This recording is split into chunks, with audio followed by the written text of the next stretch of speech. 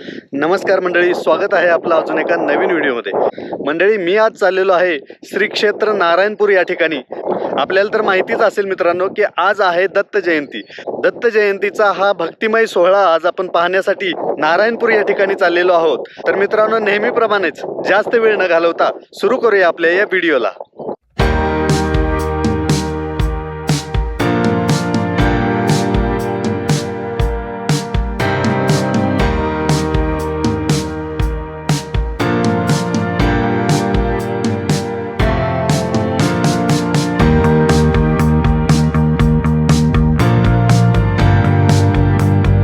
तर मंडळी, आता मी पोहोचलेलो आहे नारायणपूरमध्ये। इकडे बघू शकता टू व्हीलरचं पार्किंग इकडे केलेलं आहे आणि या बाजूला फोर व्हीलर पण लागलेलं आहे। मित्रांनो, इकडे पाठीमागं बघू शकताय पोलीस कर्मचारी काम करताना दिसत आहेत आपल्याला। तर मंडळी, माझ्या पाठीमागं तुम्ही पाहू शकताय नारायण महाराजांची समाधी आहे आणि आता आपण तिकडे चाललो आहोत प्रथम आणि तिथून मग आपण मंदिराकडे जाऊ। चला मंडळी, तुम्ही पाहू शकताय की परमपूज्य सद्गुरू नारायण महाराज यांची समाधी इथं आहे आतमध्ये।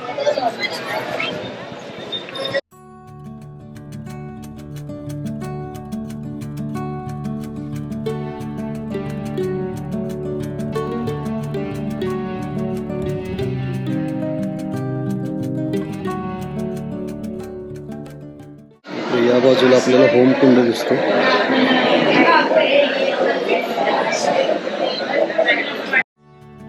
श्री क्षेत्र नारायणपूर हे एकमुखी दत्तात्रयांचे एकमेव मंदिर असल्यामुळे महाराष्ट्रातील लाखो भाविकांचे हे श्रद्धास्थान आहे असे सांगितले जाते। म्हणूनच त्याचाच प्रत्यय घेण्यासाठी आज मी या ठिकाणी आलो आहे।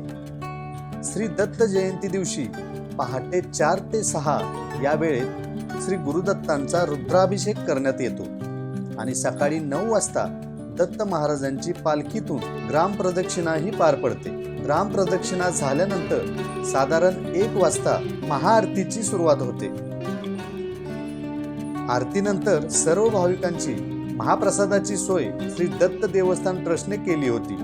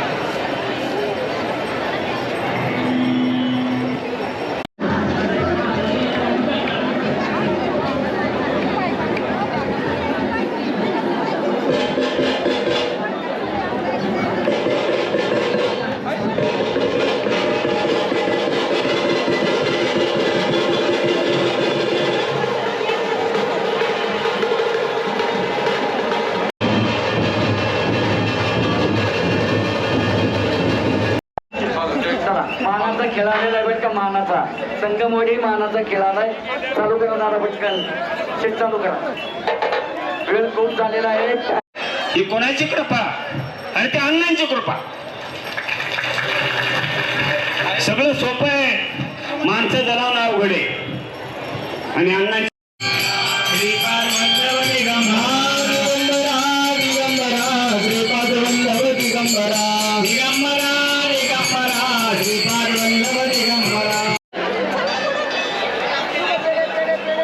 चला पुढे सरकार.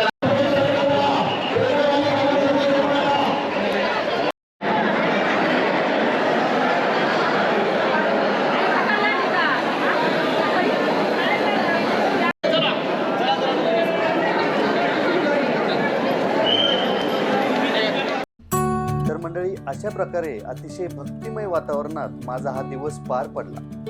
खरंच एवढ्या मोठ्या प्रमाणात भाविक दत्त जयंतीचे औचित्य साधून येतात आणि श्री गुरुदत्तांचे आशीर्वाद घेऊन परतीचा सुखाचा प्रवास करतात, हे पाहून खूप छान वाटले. तर मंडळी, हा व्हिडिओ आपल्याला कसा वाटला व मी घेतलेले हे ड्रोन शॉट्स आपल्याला कसे वाटले हे नक्की कळवा. चला तर मग भेटूया अशाच एका नवीन व्हिडिओमध्ये. तोपर्यंत धन्यवाद.